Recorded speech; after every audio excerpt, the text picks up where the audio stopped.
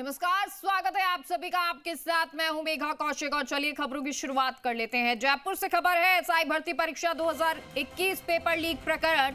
RPSC के पूर्व सदस्य बाबूलाल कटारा की रिमांड, कोर्ट ने एसओजी को दी कटारा की 1 दिन की रिमांड। तो 3 दिन की रिमांड अवधि पूरे होने पर आज किया था पेश। कोर्ट ने अब 1 दिन के लिए कटारा को सौंपा है एसओजी को। कटारा को अब शनिवार को कोर्ट में पेश किया जाएगा। बड़ी जानकारी आपको दे रहे हैं जयपुर से। यह जानकारी एसआई भर्ती परीक्षा 2021 पेपर लीक प्रकरण से जुड़ी हुई ये जानकारी है। आरपीएससी के पूर्व सदस्य बाबूलाल कटारा की रिमांड कोर्ट ने एसओजी को दी है और कटारा की 1 दिन की रिमांड 3 दिन की रिमांड अवधि पूरे होने पर आज पेश किया था, जिसके बाद अब रिमांड एसओजी को दे दी गई है। एक बार फिर से कोर्ट ने अब 1 दिन के लिए कटारा को एसओजी को सौंपा है। कटारा को अब शनिवार को कोर्ट में पेश किया जाएगा, यानी कि कल एक बार फिर से कटारा कोर्ट में पेश होगा। हालांकि आज ये रिमांड अवधि पूरी हुई थी और ऐसे में आज फिर पेश किया गया था। विनय हमारे सहयोगी इस खबर पर जुड़ गए हैं। विनय, क्या कुछ जानकारी?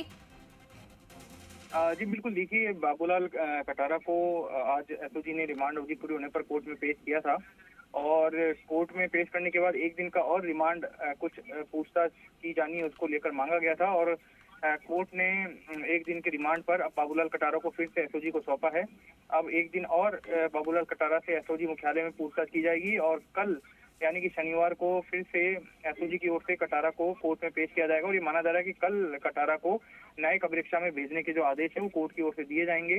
वहीं जिस तरह से एसआई भर्ती परीक्षा 2021 पेपर लीक प्रकरण में पहले आरपीएससी के पूर्व सदस्य रामूराम रायका की गिरफ्तारी हुई, जांच में कटारा का नाम सामने आया, जिसके बाद बाबूलाल कटारा जो कि पहले से ही जेल के अंदर बंद थे उनको प्रोडक्शन वारंट पर फिर से गिरफ्तार करके एसओजी मुख्यालय लाया गया और उनसे पूछताछ की गई और उनसे जो पूछताछ हुई है उसमें कई तथ्य सामने आए हैं और कटारा को अभी कुछ दिन पहले अजमेर आरपीएससी कार्यालय भी ले जाया गया था एसओजी की ओर से। तो ऐसे में कुछ और ऐसे तथ्य हैं जिनको लेकर पूछताछ की जानी है और उसी के चलते 1 दिन का और रिमांड एसओजी ने कटारा का मांगा था, जिस पर कोर्ट ने 1 दिन का रिमांड कटारा का एसओजी को दिया है। जी अच्छा, क्योंकि देखिए 1 दिन का रिमांड और जैसे कि आपने बताया विनय कि मांगा गया था, क्या कोई और पूछताछ भी अभी बाकी थी या पूरा जो रायका से पूछताछ या सवाल जवाब जो थे कुछ बचे थे जिनके जवाब 1 दिन में और दिए जाएंगे?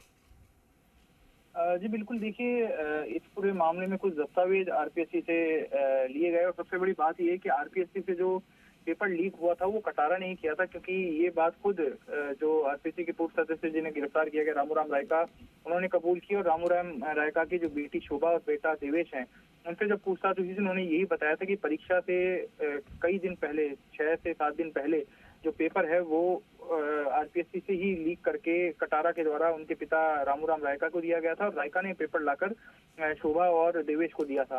तो ऐसे में अब कई और भी तथ्य हैं कि क्या केवल रायका को ही पेपर कटारा ने दिया था या कुछ और लोग हैं जिनको ये पेपर दिया गया था।